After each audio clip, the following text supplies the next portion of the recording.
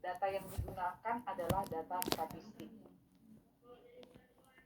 Ya, kemudian teorinya pun juga boleh berdasarkan teori statistik. Nah, sekarang kita masuk ke qualitative research. Kenapa? Why we should learn to two kinds of quantitative two kinds of this research. Ya, kita nggak boleh hanya satu kaki saja Bapak Ibu, tapi kita harus kuat di kuantitatif dan harus kuat di kualitatif. Kenapa? Because seorang peneliti itu tidak boleh hanya fokus kepada satu jenis penelitian saja, karena especially we as a teacher, ya kan, di dalam in our daily life, ya, especially when we do our job, itu kita diperhadapkan dengan dua jenis penelitian ini. Ada yang kuantitatif, ada yang kualitatif. Ya, kalau dia kuantitatif itu yang berdasarkan statistik, contohnya pengaruh-pengaruh yang kemarin kita katakan. Nah, bagaimana dengan kualitatif? Kualitatif juga bagus ya Bapak Ibu. Gitu. Bagus dia, tapi dia tidak berhubungan dengan statistik. Tapi tetap juga harus ada latar belakangnya. Seperti kuantitatif yang dimulai dengan problem, kualitatif, ya, peneliti kualitatif juga harus memulainya dengan masalah. No title, bukan judul, tapi masalah. Ya, jadi I wanna remind you, who in this Zoom yang melakukan penelitian kualitatif atau memilih jenis kualitatif ketika di S1. Kualitatif, bukan kuantitatif. Saya mem kualitatif. Saya mem. Kualitatif. Iya mem. Ya. Ibu Nurmaidah kualitatif kemana dia arahnya? Saya kemarin tentang error analisis mem. Oh, error analisis ya, error analisis. Iya. Oke. Kemudian Ibu Bapak Salamuddin, boleh di mikrofonnya matikan ya Ibu Nurmaidah, sepertinya Iya, ya. saya mem. Ya, Bapak Salamuddin kan kayaknya pragmatik ya Pak? Iya, pragmatik mem. Iya, oke. Kemudian yang lain? Saya mem. Ya, Ibu Preti apa? Kemarin code mixing mem. Code mixing use in teaching English. Code mixing in teaching English ya? Yes mem. Berarti sosiolinguistik ya? Sosiolinguistik Yes, ya Ibu? sosiolinguistik mem. Ya, siapa lagi? Saya mem. Ya. Saya mem. The language use, penggunaan bahasa mem. Oh, semantik sepertinya itu ya, language use ya. Iya. Oh, tapi kemarin Ibu PTK. Oh, itu PTK ketika saya ngajar di SMP mem, mau naik pangkat kemarin itu berkasnya ada mem. Kita dari 3B ke 3 kemarin kita wajib ada PTK, jadi saya melakukan penelitian di kelas mem. Gitu tuh mem. Oh, iya. Jadi satu-satu kutanya ya Bapak Ibu ya, nggak siap nanti. Nggak apa kita nanti jadinya. Ya, jadi apa perbedaan kualitatif yang di S1 dengan yang di S2? Gitu ya. Nah, kalau di S1 dia hanya masih sebatas what types. Gitu ya, hanya sebatas kalau dia di dalam apa namanya itu ya, kalau dia di dalam taksonomi Bloom tahu ya Bapak Ibu ya, level C1 sampai C6 dia di C1 dia hanya sebatas menyebutkan, tapi kalau dia nanti di S2 dia sudah bisa C2 C3 gitu. Sudah bukan hanya menyebutkan, tapi sudah mengklasifikasikan. sudah pada tahap memahami dan sudah pada tahap melihat mana yang dominan dan mengapa itu menjadi dominan. Mengaitkan kembali temuan Bapak Ibu dengan merelatekan ke teori-teori lain. Nah, sebelum itu, kayaknya kalau belum kita mulai aja dulu, saya presentasikan dulu ya Bapak Ibu ya.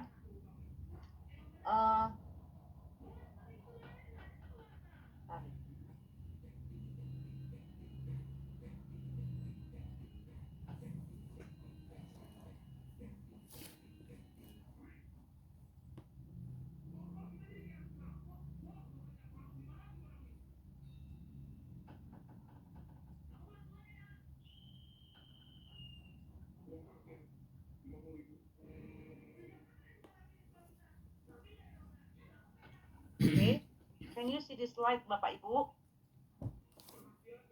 Yes, ma'am. Yes, ma'am. Ya.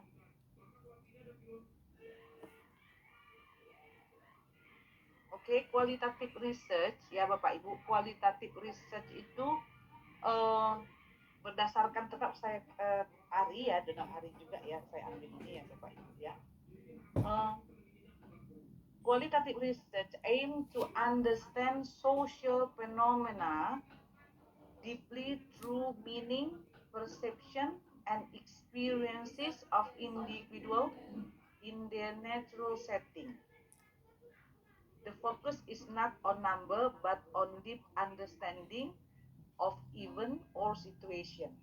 Ya, jadi tujuannya adalah menjelaskan konteks, fenomena, dan dasar pentingnya penelitian dilakukan. Nah, yang pasti yang perlu Bapak Ibu ingat adalah qualitative research itu aim to understand social phenomena. Ya, social phenomena itu yang antara lain adalah meanings, perceptions, experience, ya, of individuals in their natural settings. Ya, kemudian sama dengan quantitative research, ya, peneliti harus menunjukkan bahwa adanya gap ya Bapak Ibu, adanya gap. Peneliti menunjukkan adanya kesenjangan ya, gap antara kondisi ideal dan kenyataannya. Nah, di sini dikatakan kondisi ideal dan kenyataannya Bapak Ibu. Kalau di di quantitative research, gap itu terjadi bila terjadi kesenjangan antara teori dengan realita. Tapi bahasanya itu, terminologinya atau istilahnya itu dirubah. Ya, dirubah dengan kondisi ideal dan kenyataannya. Jadi kalau kondisi idealnya secara teori bagaimana rupanya, gitu. Dan ternyata kenyataannya di dalam kehidupan in our daily life itu bagaimana yang terjadi, seperti itu ya Bapak Ibu ya. Contoh saya baru-baru ini melakukan beberapa penelitian menulis tentang pragmatik gitu ya. Satu penelitian tentang pragmatik yang menyatakan seperti ini Bapak Ibu, tapi bukan istilahnya mengatakan bahwa suku Batak itu bagus sekali, bukan. Nah, jadi idealnya itu orang Batak itu memang bukan hanya orang Batak, semua suku, semua agama, suku lah ya, karena saya lebih cenderung ke suku pragmatik pada waktu itu, mengkaji tentang tindak tutup direktif ya. Nah, jadi ternyata ketika sebelum saya melakukan penelitian, saya observasi dulu ke lapangan. Apa yang saya lakukan? Seperti ini, bahwasanya orang Batak itu ketika saya pergi ke pengadilan, tingkat perceraiannya hampir tidak terlihat. Kalau kita orang Kristen, dia perceraiannya itu kan di pengadilan negeri. Nah, jadi saya lihatlah, tapi ada gitu, ada tapi tidak. Ini untuk khusus Kota Madya Tebing Tinggi, ada tapi tidak banyak, gitu kan. Nah, saya lihat dari 1 bulan itu dari sekitar 40, ada di situ hanya 5, ya, 5. Sudah, ternyata saya lanjut lagi ke Raja Adat gitu. Nah, ternyata saya tanya apa yang membuat presentasi ini berdasarkan sudut pandang Bapak sebagai seorang pemuka adat, apa yang membuat ini presentasinya kecil, kan? Ternyata dia mengatakan seperti ini. Pada dasarnya memang perceraian itu dilarang. Tapi apa yang membuat suku Batak Toba itu sulit untuk memutuskan itu adalah tindak tutur direktif yang dituturkan oleh para keluarga pada saat melaksanakan pernikahan. Di mana itu? Saya katakan, di mana peristiwa itu terjadi? Pada saat menyerahkan ulos. Jadi dia kasih video sama saya, kemudian dia kasih beberapa video, cuplikan video, ini ada pesta, nanti kamu lihatlah di situ, dan kamu dengarlah di situ. Ada poda, kata dia. Apakah poda ini bisa menjamin? Iya, karena di dalam poda ini orang tua sampai menangis dan sampai mengatakan bahwa harga diri kami ada di tanganmu. Bila nanti kamu gegabah, berumah tangga itu biasa bertengkar, tapi bila mana kata perceraian ada di tengah-tengah keluarga kalian, maka harga diri kami, orang tuamu, sudah tidak ada lagi. Jadi saya benar-benar mendengarkan itu tadi, mendengarkan 2 video yang diberikan ke saya. Dan ternyata memang benar, tapi saya lihatnya dari sudut pandang pragmatik, yaitu tindak tutur direktif. Saya sendiri yang menyimpulkan. Saya tulisin, saya transkriplah perkataan demi perkataan atau tuturan ya. Kalau di pragmatik itu bukan perkataan, tapi tuturan bahasanya. Tuturan demi tuturan. Kemudian saya klasifikasikan berdasarkan teori Sissel dan Van der Vecken 1987. Ya, itu ahli pragmatik ya. Ternyata di dalam poda, tahu ya poda? Tahu, Mem. Poda itu apa? Tahu mem. Nasihat, Mem. Nasihat. Nah, jadi poda itu bukan nasihat. Saya lebih cenderung menggunakan bahwa poda itu adalah peristiwa pemberian wejangan. Nasihat dengan wejangan itu jauh berbeda. Nah, ternyata setelah kita lihat dari sudut pandang pragmatik, orang Batak ketika memberikan wejangan, ya, sama, itu mau si Magungun dia, mau si Dempuan dia, mau karo dia, ternyata itu tindak tuturnya bisa mengancam, bisa memperingatkan, bisa mengarahkan, bisa menasehati, bisa memohon. Ketika memperingatkan, bayangkan ya, wejangan ya, peristiwa memberikan wejangan. Jadi poda itu, kalau kami orang pragmatik sudah saya katakan bahwa itu peristiwa untuk memberikan wejangan. Jadi perlu Bapak Ibu ketahui bahwa tindak tutur direktif merupakan tindak tutur di mana penutur menginginkan apa yang dia tuturkan dilakukan oleh mitra tutur. Jadi ketika Bapak Ibu menuturkan sesuatu tuturan dan isi tuturan itu harus dilakukan oleh mitra tutur, itulah namanya tindak tutur direktif. Jadi di dalam PODA banyak tuturan yang dituturkan oleh penutur yang dimaksudkan untuk dilakukan atau agar dilakukan oleh mitra tutur. Kita anggaplah penutur itu yang tamu. Kemudian yang mitra tutur adalah yang yang pengantennya. Bisa nggak? Bisa bayangkan dulu? Bisa bayangkan ya? Penutur, Yes, ma'am. penutur itu adalah tamu, mitra tuturnya adalah pengantin.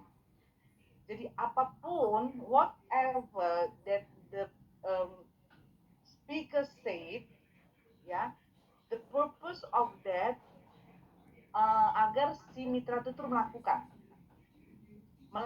atau tidak melakukan. Melakukan atau tidak melakukan. Jadi setelah saya tulisin, saya sudah paham dulu apa-apa aja yang masuk tindak tutur direktif. Ternyata ada 24 jenis tindak tutur direktif berdasarkan penelitian temuan dari Sissel dan Van der Valken. Apa aja itu? Yang pertama itu memerintah, kemudian menyuruh, kemudian melarang, kemudian memohon, kemudian meminta, kemudian menasehati, kemudian ada lagi saya hanya ingat kayaknya hanya 10. Nah, setelah saya klasifikasi, ternyata isi tuturan yang disampaikan ketika sebelum memberikan ulos atau sebelum memberikan kado adalah itu tadi Bapak Ibu, ada yang memperingatkan. Contohnya apa? Ada tamu ini pamannya si pihak laki-laki. Dia mengatakan seperti ini. Jangan sempat saya dengar kamu main tangan ke putriku ini. Jadi kalau orang Batak menikah gitu. Walau itu bukan dia ponakan yang laki-laki menikahi seorang perempuan, walaupun perempuan ini bukan putri dia kandung, tapi kalau di dalam Batak Toba itu sudah dianggap menjadi putrinya kandung. Jadi dia katakan seperti ini, tapi kita bukan fokus ke situ. Dia memperingatkan dengan mengatakan seperti ini. Jangan sempat saya dengar kamu lalu tangan ke putriku ini. Kalau sempat saya dengar, maka saya yang akan berhadapan langsung dengan dirimu. Ada pernah ya, ada di sini ya orang Batak ya. Pernah ke pesta orang Batak? Pernah, Mem. Pernah Ya. Pernah, Mem. Iya, itu Orang disebutkan. Itu dibenarkan itu.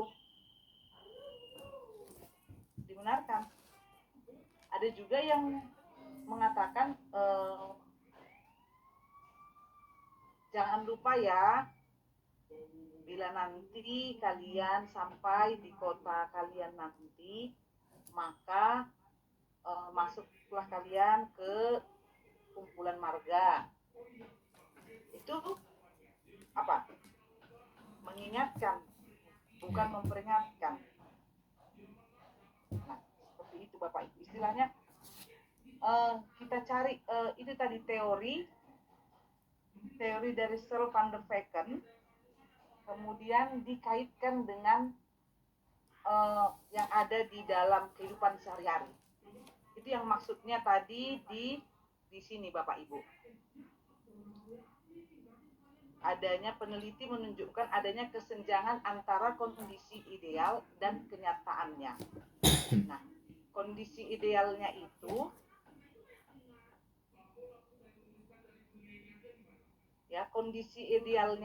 adalah kondisi ideal bahwasanya tingkat perceraian yang ada perceraian itu dilarang.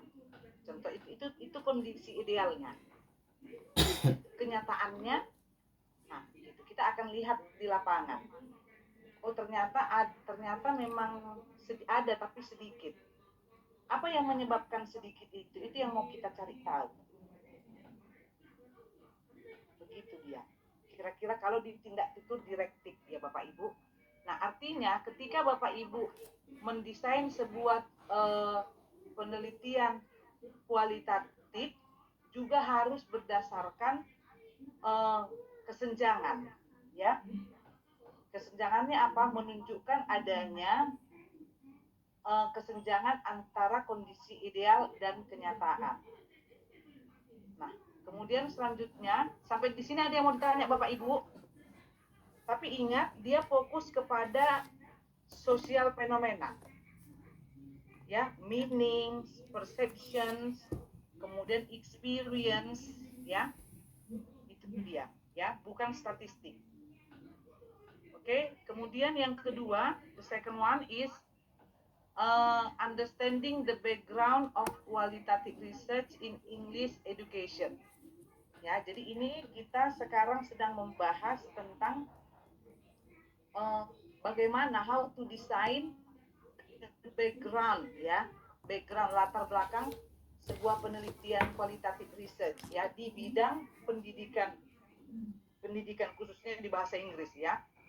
Nah, fungsi latar belakang sebenarnya apa, ya? Nah, fungsi latar belakang ketika Bapak Ibu ingin mendesain sebuah latar belakang, tujuannya adalah untuk menjelaskan alasan mengapa penelitian dilakukan dan mengapa topik tersebut penting untuk dikaji. Nah, jadi Bapak Ibu perlu Bapak ketahui, kembali lagi, di quantitative research kita bisa membuat, tadi kan katanya apa fungsi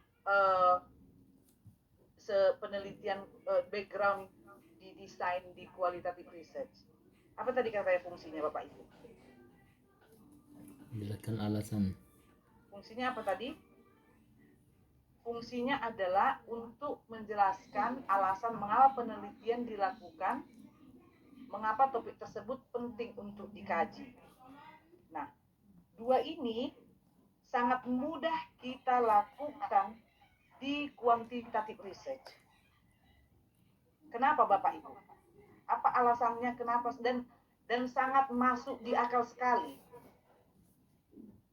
Why? Why do two reasons is very easy we as a researcher prove in quantitative research? Kenapa Bapak Ibu? Why? Apa alasannya?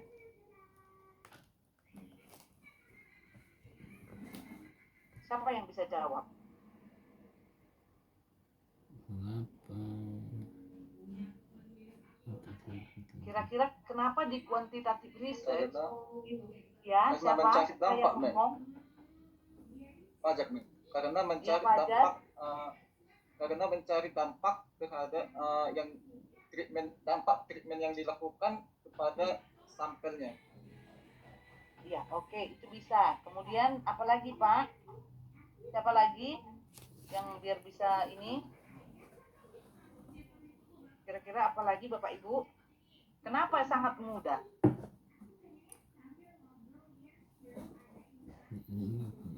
Ya, Bu Betty. Penting untuk dikaji untuk mengetahui fungsinya lah Mem. Maksudnya gini, seperti saya kan Mem tentang menguji tentang penggunaan bahasa dalam pernikahan orang Batak lah kemarin itu kan Mem kan. Jadi tentang tingkat keformalannya. Jadi untuk memberitahu bahwa dalam pernikahan itu yang digunakan itu stylenya bagaimana, jadi untuk mendapatkan fungsi lah Mem, fungsi dari Iya. hal Maksudnya yang gini Bu. Halo Ibu. Maksud saya ya. gini.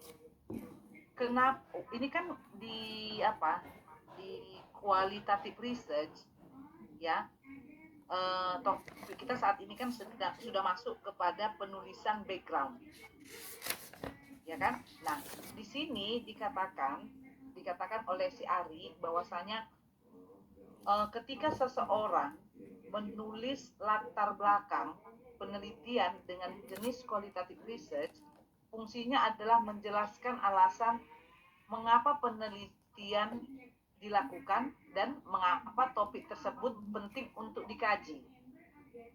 Nah, di quantitative research sangat mudah dan bahkan itu masuk di akal gitu loh Bu. Kenapa? Kenapa di quantitative research kita sangat mudah untuk melakukan ini, tapi kalau di qualitative research kita harus sangat berhati-hati. Jangan-jangan itu bukan kebutuhan apa ya? Jangan-jangan itu yang hanya kita yang buat-buat gitu.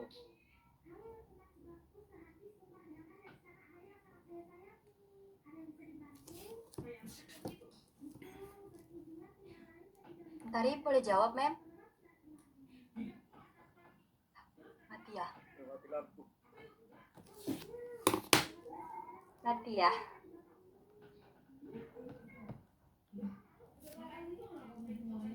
Slow. Tadi sebelum jam 3 ya harus mati ya? Atau gimana sih kata Mem tadi? Udah mati lampu. Di jam 3. Cepet banget. Mana mau jawab? Tapi enggak kok, masih aktif kok, Mem. Lempar kali ya. Iya, slide-nya masih aktif loh. Iya, iya. Saya masih aktif, Bapak Ibu masih aktif. Ada tadi Oh, gangguan. iya, Mem. Mentari mau jawab Iya, boleh, oke. Mem? Oke, iya. Ibu Mentari. Tadi Mem bilang kenapa di kuantitatif kita lebih gampang untuk menemukan, gampang membuat penelitiannya, Mem. Mungkin karena tidak ada Background, lebih mudah background. Ya, lebih mudah bukan. Lebih mudah untuk mencari alasan mengapa penelitian dilakukan dan mengapa topik tersebut penting untuk dikaji. Oh iya, Mem. Kenapa lebih mudah? Kalau dari Mentari menangkapnya, Mem, mungkin karena sudah terukur kali ya, Mem ya. What does it mean? Sedangkan kalau di kualitatif kan Mem kita harus di kualitatif ini kan fokusnya pada makna, konteks dan non numerik. Sedangkan di kuantitatif Mem kita sudah ada numeriknya, jadi terukur, Mem. Terukur, ada datanya, sudah jelas kalau misalnya seberapa persen, 5% berarti 5%. Tidak perlu kita ubah lagi. Sedangkan kalau di kualitatif ini kan dari makna, konteks dan pemahaman mendalam kita bisa menambah dan mengurangi terhadap fenomena bahasa yang kita gunakan begitu, Mem. Dari yang Mentari tangkap ya, Mem, ya, kalau tidak salah. Boleh saya tambahin, Mem? Udah nangkap. Tadi nggak nangkap. Boleh Mem lagi Mem? Boleh tak? Hampir ya, Ibu Mentari hampir ya, hampir. Iya. Tapi Iya, mungkin iya, Mem. pasti itu nanti kalau udah kayak saya sampaikan, itulah maksudku sebenarnya, Mem. Pasti gitu nanti. Sedikit lagi Mem, ya. boleh. Oke. Boleh lagi Mem? Boleh, Bu Betty. Iya. Saya boleh jawab, Ya. Mem? Lanjut. Sebentar ya. Iya. Kalau di kuantitatif mungkin kenapa lebih gampang karena sudah langsung ada data, Mem. Nah, kesenjangan itu sudah ada bukti proof gitu kan. Jadi kita lebih gampang idealnya begini ada datanya, ada yang sudah kita hadapi di kelas misalnya di sekolah gitu kan. Sementara kalau di kualitatif itu kita masih meraba apa ya yang mau saya apakannya, yang saya mau buatkannya. Terus kalau saya ambil yang ini nanti gimana dampaknya? Adakah hasilnya atau gimana gitu ya? Masih ada keraguan, Mem. Masih ada istilah coba-coba lah gitu kan kalau yang kualitatif. Tapi kalau kuantitatif dia sudah langsung ada data, Mem. Begitu. Terima kasih. Oke, bisa ya. Ibu Betty, yang lain siapa? Salimuddin Mem, Lagi? Salimuddin Mem. Kalau menurut saya, Mem, Ya, Salim. Bu Nurmaida. kenapa di kuantitatif lebih mudah? Karena di kuantitatif itu kita bisa, kan udah ada previous research gitu, Mem, ada penelitian terlebih dahulu. Jadi kita bisa mengikuti atau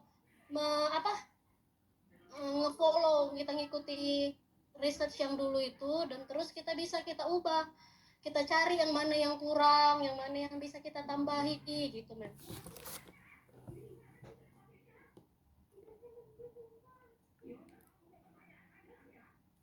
Jadi sudah ada teorinya gitu, Mem. Jadi teori-teori yang sudah kita pelajari atau yang udah kita pahami gitu kan. Nah, Sinyalnya nggak bagus ya, Ibu Nurmaida, putus-putus ya.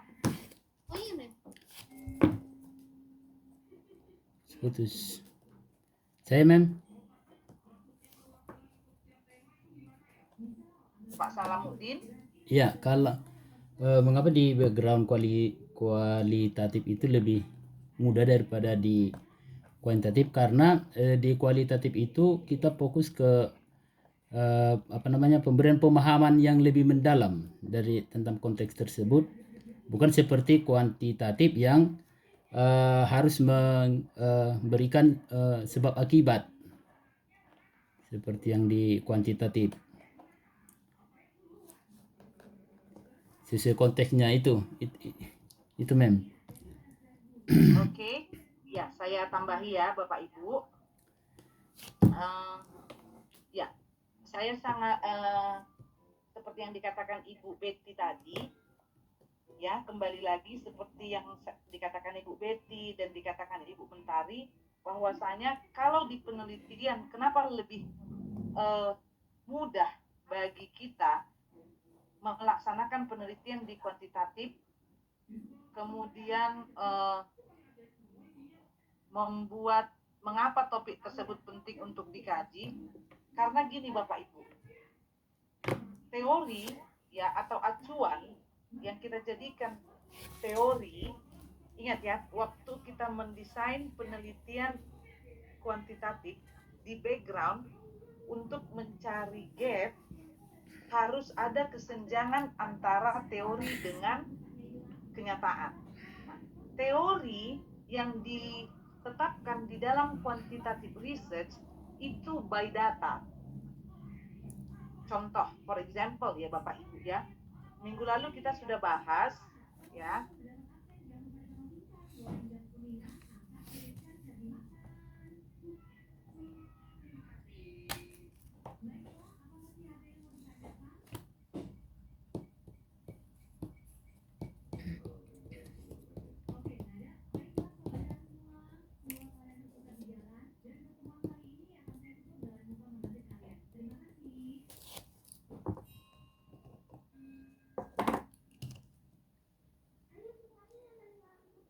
sudah.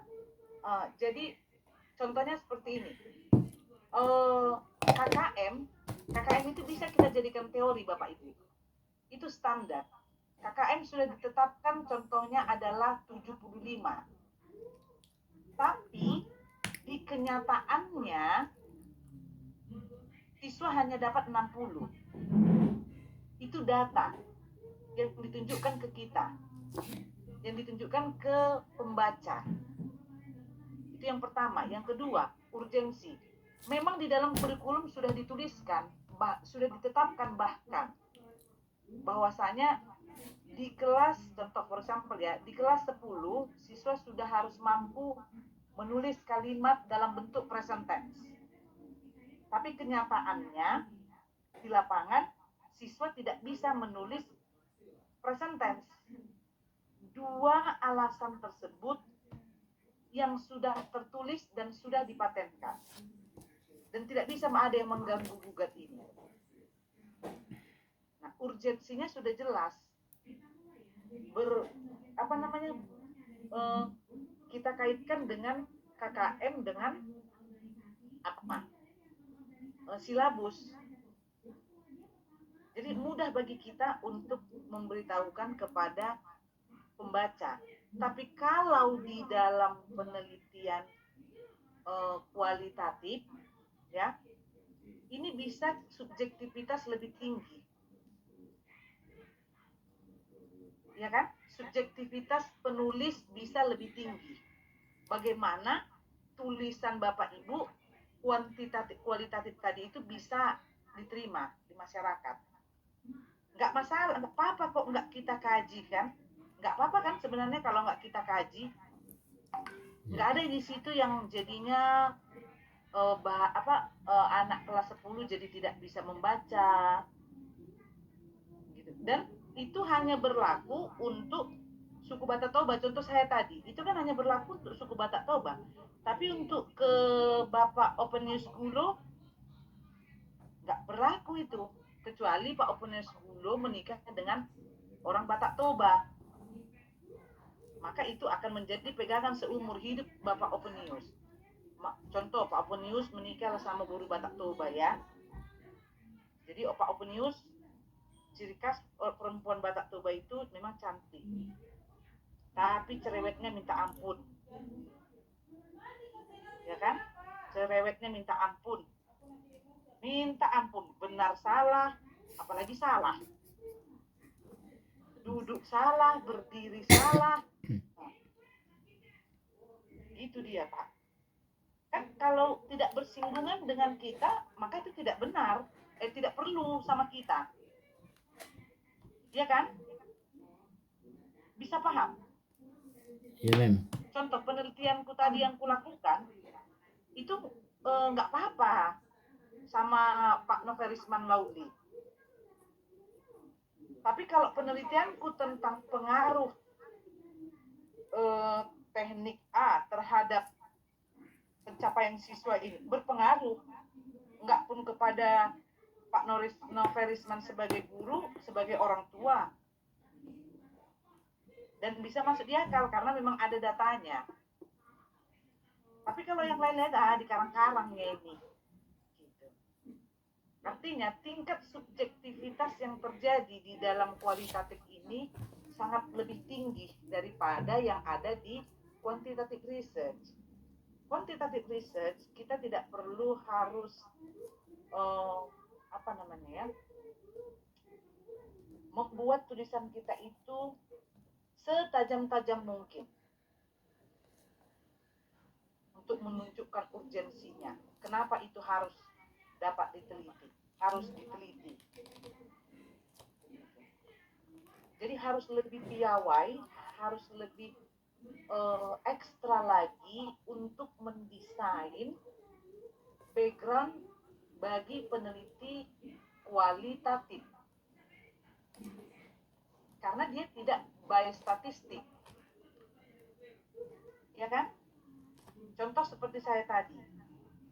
Bahwasanya jadinya gini, udahlah nanti anakku nanti kunikahkan aja lah sama orang Batak. Karena rupanya di Batak itu ngeri juga kalau ngasih nasihat, ngasih poda, cerai-cerai ternyata, contoh gitu ya. Karena ada aku baca kayak gini, gitu. Paling hanya itu, gitu. Ngeri juga ya menikah sama orang Batak ini ya, maharnya besar kali, tapi bisa ditawar, karena ada tawar menawar mahar. Ada di budaya Batak Toba ada peristiwa tawar menawar mahar. Lucu juga ya, masa maharnya berarti dijual ya, gitu. Dijual ya orang Batak ya, kok ada tawar menawar gitu. Sepintas lalu kalau kita belum masuk ke itu tadi, experience pengalamannya bisa jadi seperti membeli tomat jadinya ceritanya ya kan. Tindak tutur tawar menawar mahar di budaya Batak Toba. Ada tawar menawar mahar. Juga ya, orang Batak Toba ini bisa ditawar, berarti kayak beli apa? Memang sepintas kita baca ngeri, tapi ternyata ketika kita masuk ke dalamnya lagi peristiwa tersebut, kita akan paham apa yang dimaksud dengan tawar menawar mahar. Menawar mahar ya, begitu ya Bapak Ibu ya. Kira-kira seperti itu dia. Nah, jadi puji Tuhan ya Bapak Ibu, belum mati ya jam 3 ya. Mudah-mudahan ya sampai jam 4 belum mati dia ya, belum padam ya. Saya deg-degan juga ini ya. Sudah, nah, jadi itu tadi ya Bapak. Jadi fungsi latar belakang yang nanti yang Bapak tuliskan di dalam penelitian kualitatif harus menjelaskan mengapa penelitian itu dilakukan dan topik tersebut apa pentingnya untuk dikaji. Jadi agar ini lebih dapat diterima oleh pembaca atau masyarakat, si peneliti harus lebih jelas. Ya, kalaupun teorinya ada, harus lebih jelas teorinya. Dan fenomena yang terjadi itu pun harus diterangkan sejelas-jelas mungkin. Tujuannya apa? Agar masyarakat bisa menangkap bahwa penelitian yang Bapak Ibu lakukan ini memang haruslah dilakukan. Seperti itu Bapak Ibu ya. Oke, kemudian ciri penelitian kualitatif itu tadi yang saya bilang di awal, fokus pada makna, konteks, dan pemahaman mendalam terhadap fenomena bahasa. Khusus untuk penelitian pragmatik itu juga konteks, ya, pemahaman. Kemudian yang kedua, the second one is menggunakan data non-numerik, ya, tidak ada dia tidak pakai statistik, tapi dia non-numerik. Ya, apa non-numerik itu? Misalnya adalah ujaran, percakapan, teks, interaksi, seperti itu. Kemudian peneliti berperan sebagai instrumen utama pengumpul dan penganalisis data. Nah, maksudnya ini apa? Bahwasanya Bapak Ibu lah yang berperan semuanya di sini. Yang mencari data, kemudian yang menganalisis data, mencari data dulu, setelah itu mengumpulkan data, setelah itu menganalisis data. Nah, di sini harus perlu hati-hati Bapak Ibu. Perlu sangat berhati-hati peneliti di qualitative research. Dia memang harus benar-benar menguasai teori tersebut. Jangan sampai salah mengambil data. Jangan sampai salah memilih data. Jangan sampai salah menganalisis data. Kalau di quantitative research, ya kan, memang instrumen bukan kita menjadi instrumen utama. Contoh, ketika ada teknik yang akan dicobakan ke dalam suatu observasi, Bapak Ibu nggak perlu terjun langsung. Ada guru yang sebenarnya yang akan men-treatment si students kan? Kalau penelitian eksperimen, Bapak Ibu bukan menjadi instrumen utama sama seperti yang di kuantitatif. Contoh judulnya ada The Effect of Clustering Teaching Technique on Student Achievement on Hortatory Exercise Writing. Bapak Ibu hanya perlu mengambil data aja dari sekolah, menuliskannya. Setelah itu, ketika men-treatment itu pun sebenarnya bukan Bapak atau Ibu, gurunya. Kita hanya tinggal menunggu hasilnya aja. Bagaimana itu semua. Tapi kalau di dalam penelitian kuantitatif, nah ini dia tadi kan sudah disampaikan bahwasanya Bapak Ibu lah yang berperan sebagai instrumen utama pengumpul dan penganalisis data. Ya, dari awalnya itu sampai menjadi background Bapak Ibu ya. Nah, ini contohnya, for example, ya ini kaitan dengan pendidikan bahasa Inggris ya. Ini meneliti bagaimana peserta didik menggunakan bahasa dalam konteks sosial seperti interaksi di kelas, wawancara, guru murid atau komunikasi digital. Ya, contohnya studi tentang kesantunan guru dalam memberikan umpan balik lisan kepada siswa di kelas speaking ya. Jadi judulnya contohnya adalah strategi kesantunan guru dalam memberikan umpan balik kepada siswa di kelas speaking gitu. Nah, inilah yang harus dikerjakan si peneliti. Dia rekamlah sendiri, ya kan, direkamnya sendiri, dan dia harus tahu, ya, dia harus tahu tahapan demi tahapan yang dilakukan oleh si guru. Karena apa? Karena ada konteks. Konteks itu merupakan dasar dari seseorang untuk menuturkan sebuah tuturan. Ya, jadi peneliti kualitatif harus tahu itu semua. Kenapa dia mengatakan itu? Makanya dari awal contohnya peristiwa itu terjadi 5 jam dan si peneliti harus merekam selama 5 jam dan memperhatikan semua kegiatan yang terjadi di 5 jam ini. Tujuannya apa? Agar tidak terjadi kesalahan dalam pengolahan data. Pengumpulan data, pengolahan data, sampai dapat menyimpulkan bagaimana kejadian di dalam penelitian itu sampai pada kesimpulan. Gitu. Ini key component of a strong background ya Bapak Ibu. Yang pertama, can you see the slide Bapak Ibu? Bisa, ma'am? Yes, ma'am. Yes, Oke, ma'am. Ini yang pertama adalah fenomena atau masalah nyata di lapangan. Ya, ini key component of strong background section ya Bapak Ibu ya.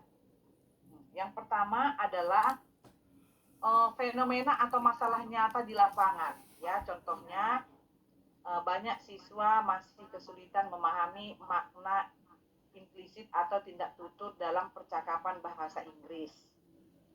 Kemudian konteks penelitiannya ini bisa di sekolah menengah, perguruan tinggi, atau media sosial pembelajaran bahasa Inggris. Nah, kesenjangan peneliti atau research gap-nya adalah minimnya penelitian yang menganalisis strategi pragmatik siswa Indonesia dalam konteks pembelajaran komunikatif. Gitu ya. Nah, kemudian tujuan penelitiannya menggali bentuk fungsi strategi kesantunan dan ketidaksantunan dalam interaksi belajar bahasa Inggris. Jadi ini contoh satu background yang didesain oleh peneliti khususnya di dalam bidang pragmatik. Ya, diawali dengan fenomena atau masalah nyata di lapangan, kemudian konteks peneliti, kesenjangan peneliti sampai ke tujuan penelitian. Nah, contohnya adalah satu ini ya Bapak Ibu ya, pragmatic study in English language education ya. Ini judulnya, ini misal dari judulnya ya. Jadi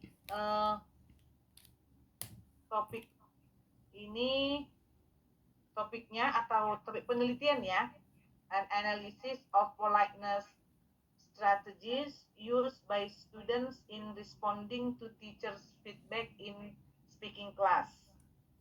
Nah, sebelum ke topik ada fenomena. Fenomenanya apa? Mahasiswa sering menunjukkan respon yang berbeda terhadap koreksi dosen.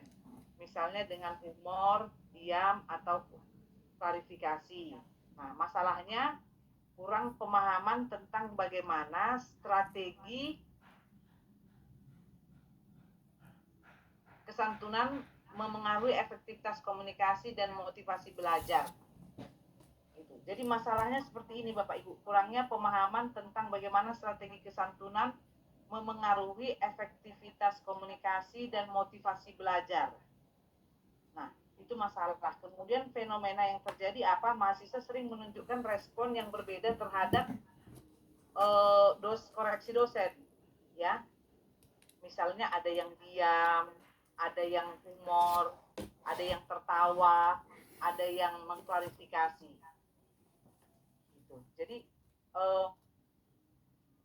topiknya adalah an analysis of politeness strategies used by students in responding to teacher feedback in speaking class. Jadi gini, terkadang ketika siswa atau mahasiswa sedang berkomunikasi dengan dosen, ada pertanyaan yang disampaikan dosen mau tanya, kamu paham nggak apa yang saya jelaskan? Nah, terkadang waktu ditanya seperti itu, responnya siswa ada yang tertawa, kemudian ada yang diam, kemudian ada yang mengklarifikasi, ada yang geleng-geleng kepala. Nah, respon yang mereka buat ini akan diklasifikasi berdasarkan, ada yang berdasarkan strategi kesantunan, ada yang berdasarkan strategi ketidaksantunan. Gitu. Nah, jadi itu tergantung apa yang menjadi tujuan penelitiannya. Pernah nggak mengalami seperti ini? Setelah mengajar, ini kita angkat dulu masalahnya ya Bapak Ibu, yang berdasarkan background tadi. Masalahnya seperti ini, Bapak Ibu, most of you in this group are a teacher. Is it right? Yes, ma'am. Iya. Nah, Yes, ma'am. jadi ini ada di sini. Nah, jadi berdasarkan contoh ini, kita mau cari masalahnya dulu. Masalahnya adalah Brown dan Levinson sudah menetapkan apa-apa saja yang termasuk dalam strategi kesantunan. Ada strategi kesantunan positif, ada negatif, ada langsung, ada tidak langsung, dan ada dalam hati. Ada 5. Sudah? Kemudian Bapak Ibu mau gini, aku mau lihatlah dulu gimana ya strategi kesantunannya siswa ketika berinteraksi dengan guru, gitu ya. Bagaimana strategi kesantunannya? Contohnya pada kasus setelah selesai menerangkan pembelajaran.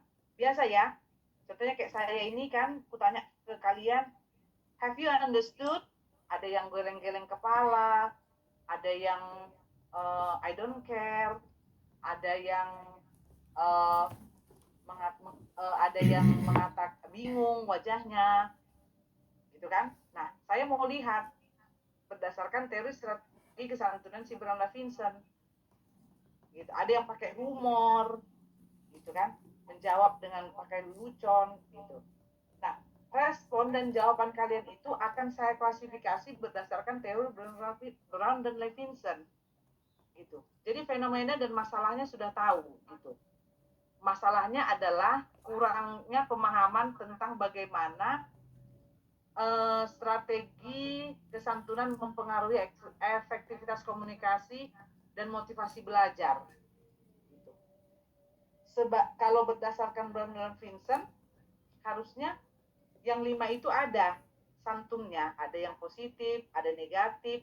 Tapi negatif bukan berarti negatif ya, nanti baca sendiri. 5 ini. Tapi ternyata pada kenyataannya ini nggak ada. Semua memakai gestur. Di gestur itu tidak ada masuk di strategi kesantunan. Seperti itu dia Bapak Ibu. Kira-kira seperti itulah yang antar kesenjangan ya, untuk melihat kesenjangan yang ada di dalam penelitian kualitatif. Brown Levinson mengatakan bahwa strategi kesantunan itu ada 5. Ada positif, negatif, langsung, tidak langsung, dan dalam hati, gitu. Tapi ternyata di lapangan ketika selesai melaksanakan pembelajaran, guru bertanya atau dosen bertanya kepada mahasiswa apakah untuk melihat feedbacknya, bagaimana jawaban atau respon siswa ketika guru bertanya, apakah kalian puas pelajaran kita hari ini? Atau apakah kalian sudah sejauh mana paham? Tapi respon ini tidak ada, dari yang 5 ini tidak ada. Maka itulah yang menjadi dasar si peneliti untuk meneliti. Gitu. Strategi apa yang mereka gunakan. Gitu. Oke, kita lanjut Bapak Ibu.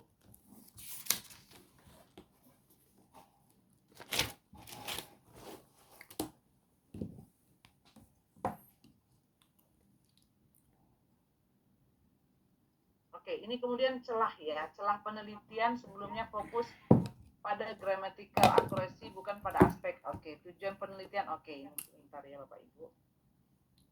Ini understanding novelty in qualitative research ya. Novelty tahu ya Bapak Ibu?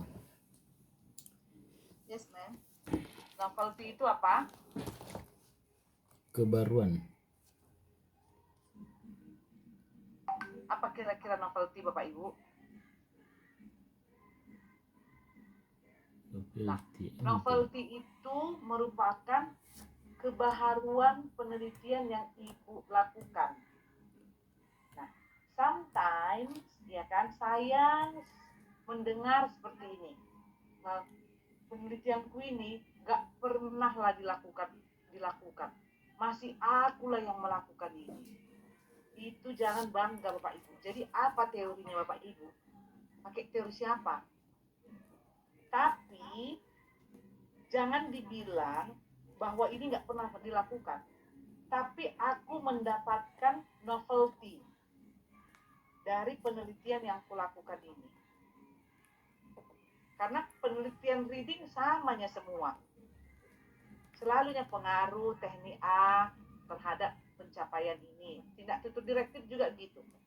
Tapi Bapak Ibu harus bisa mencari apa kebaharuan dari penelitian yang akan Bapak Ibu lakukan. Nah, bagaimana cara mencari kebaharuannya? Mari kita bahas ya Bapak Ibu. Ini dia. Novelty adalah kontribusi atau temuan unik yang belum banyak dikaji oleh peneliti sebelumnya. Dan ini pun harus Bapak Ibu lakukan di penelitian Bapak Ibu.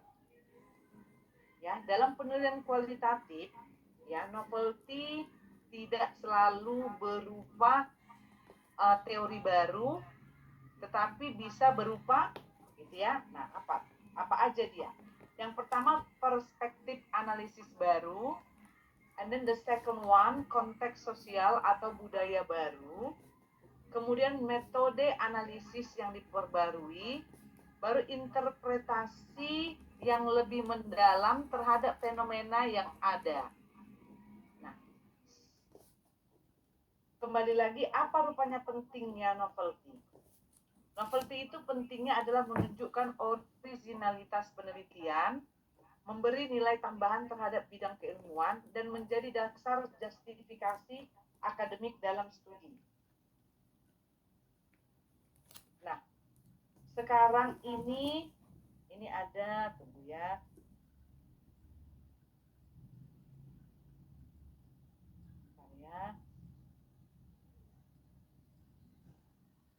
Ini kita masuk ke sini lagi. Nah, maksudnya bagaimana, perspektif analisis baru, konteks sosial atau budaya baru, metode analisis yang diperbarui. Nah, begini Bapak Ibu. Nanti ketika Bapak Ibu akan mendesain sebuah penelitian baik kuantitatif maupun kualitatif, novelty itu memang harus ada Bapak Ibu. Iya kan? Nah, apa yang bisa dijadikan kebaharuan? Yang pertama tadi katanya adalah perspektif analisis baru. Ya, kemudian yang kedua konteks sosial atau budaya baru. Kemudian metode analisis yang diperbarui dan interpretasi yang lebih mendalam terhadap fenomena. Nah, contohnya di kuantitatif tempat penelitian itu pun sudah menjadi novelty.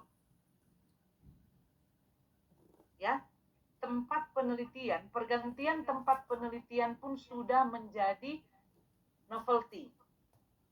Contoh, penelitian clustering teaching teknik ini sudah banyak dikaji untuk anak SMP level SMP kelas 10 di descriptive of writing. Nah, Bapak Ibu akan rubah. Aku nggak di clustering, aku nggak pakai descriptive of writing lagi, tapi aku mengganti jenis teksnya dan mengganti level kelasnya. Itu sudah baru itu Bapak Ibu. Ya kan? Mengganti levelnya sudah baru, mengganti jenis teksnya sudah baru, atau menambahkan teknik clustering dengan kolaboratif. Itu sudah dinyatakan baru Bapak Ibu. Tapi acuannya tetap meng-compare dengan previous study. Tahu previous study? Ya, sebelumnya, Mas. Iya, penelitian sebelumnya. Jadi nanti gini, untuk melihat novelty atau kebaruan dalam suatu penelitian yang akan Ibu lakukan, biasanya kalau S2, kalau kami dulu S3, harus mencari 50 penelitian sejenis. Tapi kalau di S2 bisalah 20 atau 15. Sudah, Bapak Ibu akan mengumpulkan penelitian yang sejenis. Yang sejenis itu bagaimana? Yang pertama kualitatif dulu. Sudah, kuantitatif dulu. Sudah. Setelah itu tekniknya sama. Ya kan? Tekniknya sama. Baru lihatlah teksnya. Kalau rata-rata dia memakai baru siapa yang menjadi subjek penelitian dan tempatnya di mana. Setelah dikumpulkan 10 kan Bapak Ibu, nah ternyata empat peneliti menggunakan level SMP di kelas 2. Kemudian 7 peneliti menggunakan di descriptive of writing. Nah, Bapak Ibu akan meramu dia menjadi yang berbeda. Contohnya tadi apa saya bilang? Tambahkan tekniknya, kolaboratif dan clustering. Berubah teksnya. Yang tadinya most of the previous research done in descriptive of writing, now you try it in narrative. Tapi tetap berdasarkan apa ya? Analisis ya. Kemudian itu dilakukan di tingkat SMP. Ibu lakukan di tingkat SMA kelas 1. Oh, aku mau tambah lagi lah, mau lihat dari personalitinya. Boleh. Itu sudah baru, Bapak Ibu. Itu di kuantitatif. Bagaimana dengan di kualitatif? Saya mau tanya dulu ke Bapak Open News sama Novel Risman. Apakah ada tawar-menawar mahar di pernikahan? Pernikahan enggak ya, Bapak Open sama Pak Novel Risman? Kalau saya sudah. Pak Open belum? Belum. Masih mau ya. Oh, nggak usah kita tanya sama Pak Open ya. Pak Novel Risman aja ya. Nah, Ya. Pak Novel Risman, adakah acara tawar-menawar mahar di adat orang Bapak? Secara eksplisit tawar-menawar tidak ada, tetapi meminta. Itu dia. Memohon ya, lebih kepada memohon gitu ya Pak. Memohon gitu. Mohon ya. Nah, itu bisa juga. Mungkin itu belum pernah dikaji karena masih dianggap bahwasannya itu tabu ya Pak. Nah, karena tidak semua contohnya Mem Lastri. Udah masuk sama Mem Lastri? Belum, Mem. Nggak ada, Mem. Belum, nanti ya. Mem Belum. Lastri itu disertasinya adalah tindak tutur tawar-menawar mahar pada masyarakat Batak Toba. Mau masuk aja ke acara itu, dia sampai ditangkap, sampai dimarah-marahi. Saking memang sulitnya. Gitu. Karena dari 100 juta bisa jadi 20 juta. Bayangkan tadi maharnya 100 juta, tapi jadi bisa 20 juta. Ada apa? Oke, pastinya 20 juta dimaui karena ada hal-hal yang harus dipenuhi lagi oleh pihak laki-laki. Mungkin hanya 20 juta itu maharnya aja. Maksudnya gini ya, hanya diberikan ke orang tuanya. Tapi pakaiannya, lain-lainnya itu dari pihak laki-laki. Dan pestanya dari pihak laki-laki. Tapi itu bisa dilakukan di Pak Novel Risman juga. Contohnya strategi tawar-menawar mahar di budaya Nias. Nias itu beda-beda juga kurasa ya Pak ya. Ada enggak beda-beda ya adatnya. Beda Bu, beda. Antara Mungkin utara dan selatan berbeda jauh. Bapak Gula di selatan. Barat dia. Barat. Barat masih sama Pak Lauli. Hampir sama. Masih ada kemiripan. Masih ada kemiripan. Iya. Iya. Tapi kalau masalah mahar lebih besar di Nias Barat. Iya. Gitu dia. Artinya tempat itu pun sudah bisa membuat itu baru, penelitian baru. Kalau di Padang Sedempuan bagaimana Ibu Hasibuan, Bu Naimah? Udah menikah, have you got married, Bu? No, ma'am, I haven't gotten married, ma'am. I'm from Rantau Prapat, ma'am. Orang Prapat. Tapi kan Iya, ini ya, Padang Sedempuan ya. Iya, ma'am, Batak Mandailing, ma'am. Mandailing ya, gitu. Iya. Jadi yang itu tadi tawar-menawar. Kalau di budaya Batak Toba sudah ada, gitu kan? Sudah ada yang meneliti. Tapi kalau itu nanti mau dibuat ke Bapak Novel Risman, udah menjadi budaya yang baru karena mungkin belum ada gitu, atau kalaupun ada mungkin masih sedikit. Kalau Ibu Lastri masuknya itu gini, dia masuknya itu bukan di acara, ada memang peristiwa tawar menawar mahar ini ada dua macam di budaya Batak Toba. Ada waktu di lamaran, maktupol namanya, tapi ada juga satu malam yang hanya berkumpul khusus keluarga. Kalau yang di maktupol itu atau di acara ini itu yang sudah rampung itu, siapa saja boleh masuk. Tapi ada satu peristiwa hori-hori dinding namanya memang itu. Iya, hori-hori dinding itu dibatasi yang masuk. Bahkan kalau kita mau masuk ke situ pun kita itu harga diri kan gitu.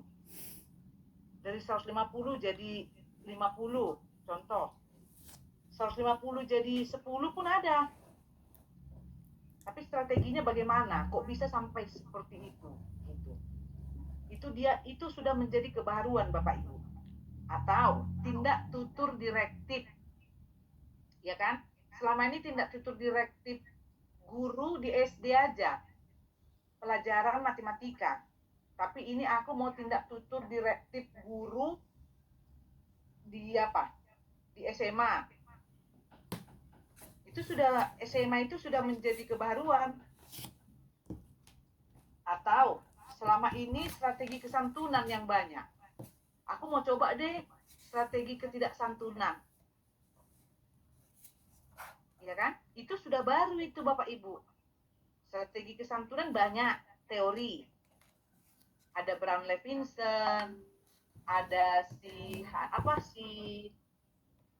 aduh kok saya lupa ya, strategi kesantunan. Kalau di Jawa itu Asim Gunarwan, ada Silich. Yang sejenis kalian bikin si Brown Levinson. Tapi Bapak Ibu membuat lagi Leach, boleh. Itu sudah dianggap baru. Ini, nih, setter. Gimana ini yang tambah ini menerangkan ya?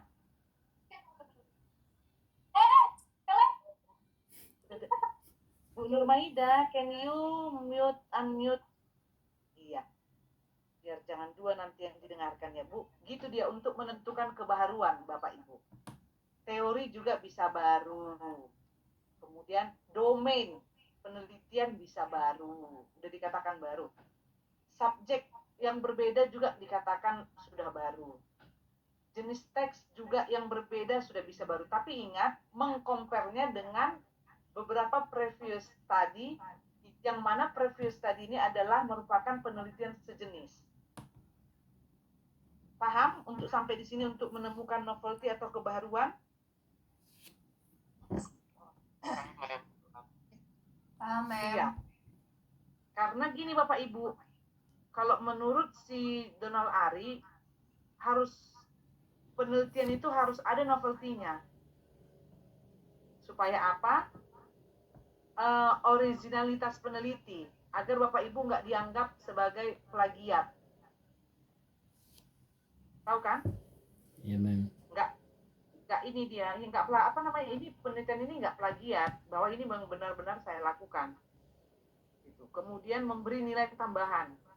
Ketika Bapak Ibu sudah mampu menciptakan, mendesain sebuah novelty, secara tidak langsung Bapak Ibu sudah menyumbangkan teori baru di dunia penelitian, baik itu kuantitatif maupun kualitatif. Why? Kenapa Bapak Ibu? Iya, karena tadi selama ini penelitian yang 10 tahun terakhir tentang mahar hanya dikeluarkan oleh Batak Toba. Tentang strategi kesantunan tawar-menawar mahar di budaya Batak Toba. Yang ada hanya di Batak Toba, yang ada hanya di pasar. Strategi kesantunan tawar-menawar di budaya Batak Toba pada peristiwa strategi kesantunan pada peristiwa tawar-menawar mahar di budaya Batak Toba. Selama ini itu aja yang ada. Kemudian strategi kesantunan tawar-menawar ikan di pajak pendidikan. Datanglah Pak Noverisman, ya kan? Strategi kesantunan tawar-menawar mahar di budaya Nias Selatan, gitu ya Pak? Iya, datanglah Pak Noverisman di Nias Selatan. Itu yang sudah memberikan sumbangan teori yang baru. Ternyata apa yang baru itu? Loh, ternyata di budaya orang Nias tawar-menawar, bukan tawar-menawar, tapi lebih kepada memohon. Begitu. Kalau di budaya Batak Toba memang tawar-menawar. Karena dari 100 turun 80, dari 80 turun jadi segini. Turun, tetap akhirnya 30.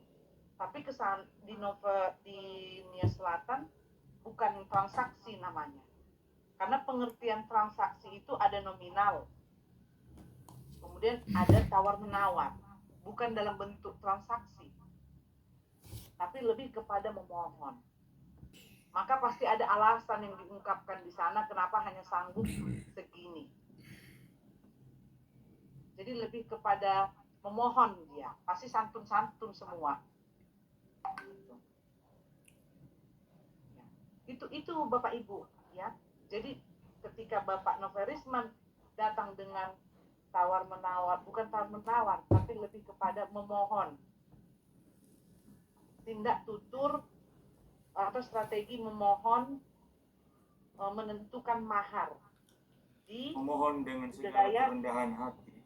Iya, dia jadinya bahasanya gini Pak, strategi kesantunan memohon pada peristiwa penentuan mahar di budaya Nias Selatan.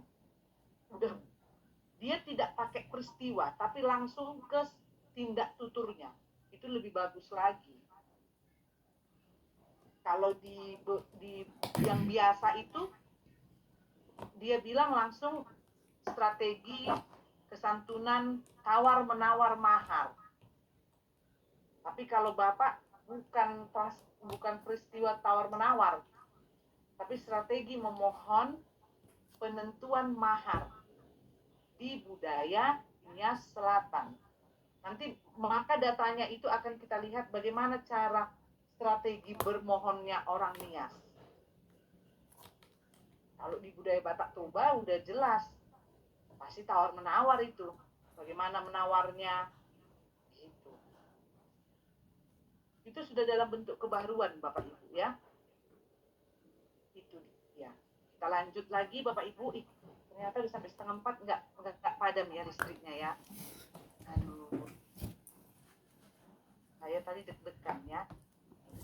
Ini dia penelitian contoh bidang pragmatik ya Bapak Ibu, karena ketepatan saya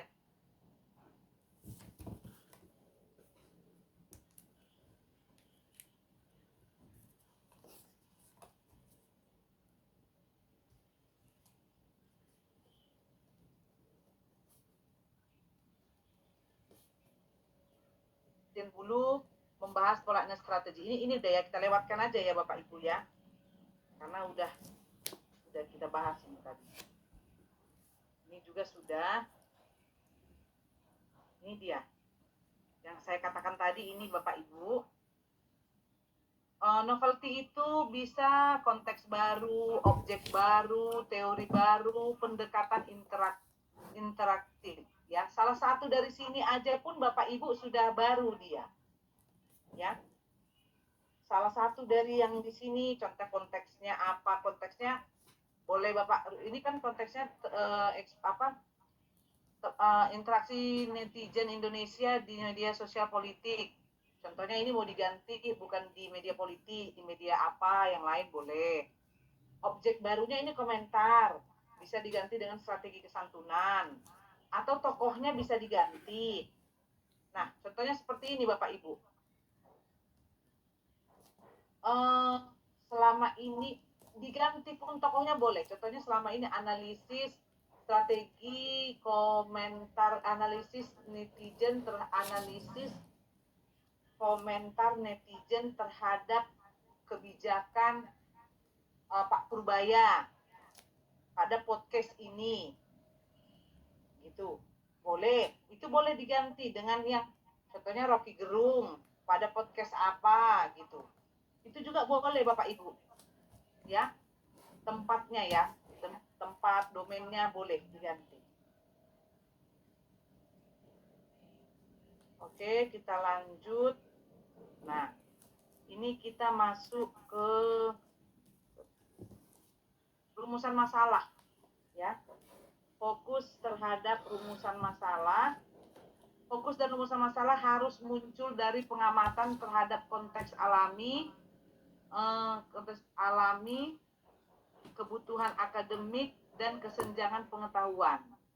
Ya. Fokus dan rumusan masalah harus muncul dari pengamatan terhadap konteks alami, kebutuhan akademik dan kesenjangan pengetahuan. Ya, contohnya konteks peneliti menemukan fenomena ketidaksantunan berbahasa netizen terhadap pejabat publik di media sosial yang belum banyak dikaji secara mendalam dalam konteks budaya Indonesia.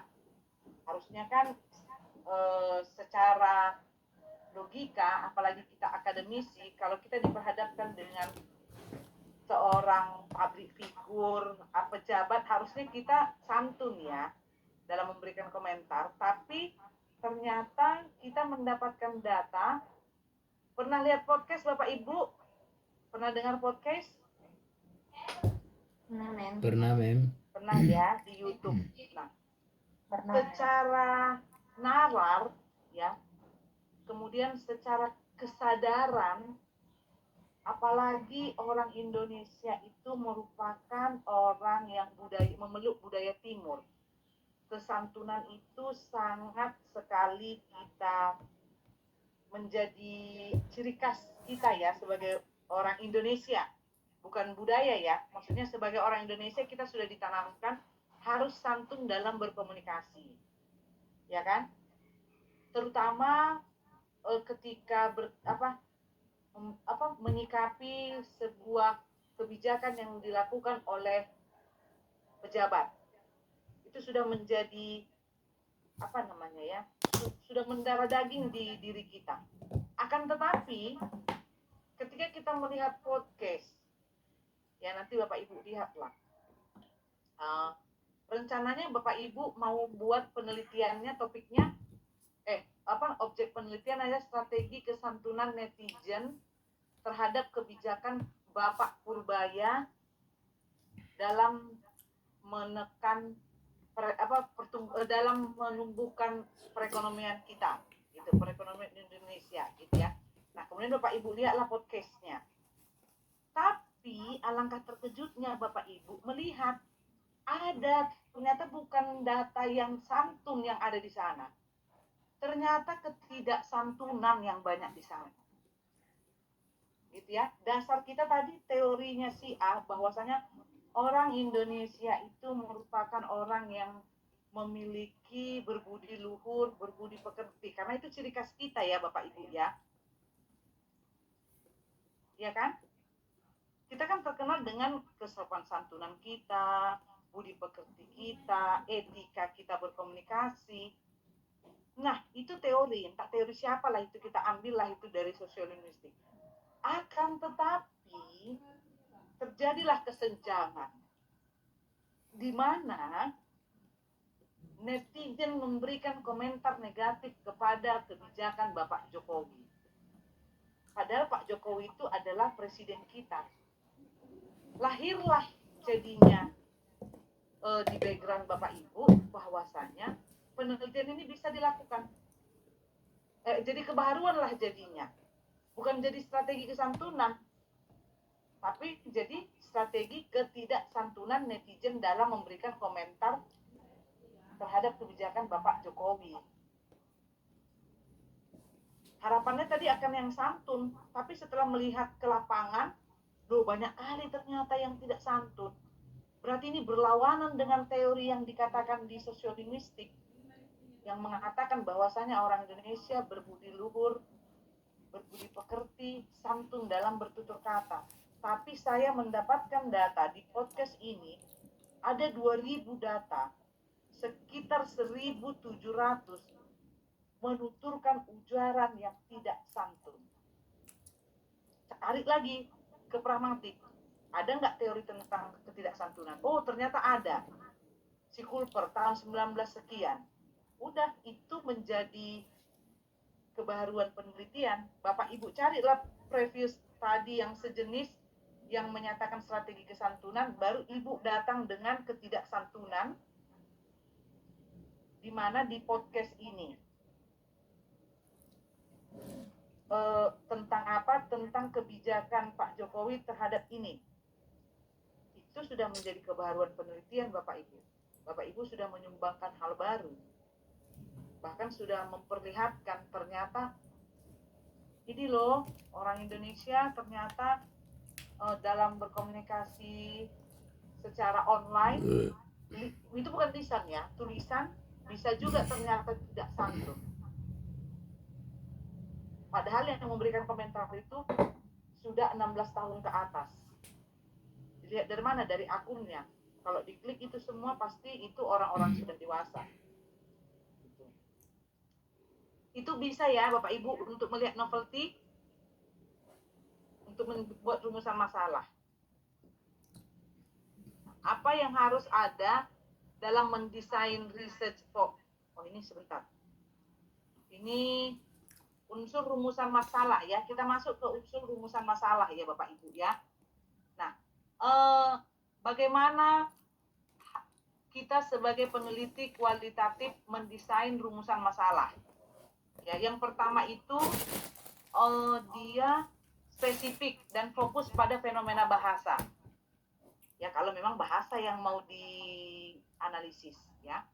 Kemudian yang kedua bersifat deskriptif dan interaktif, bukan verifikatif.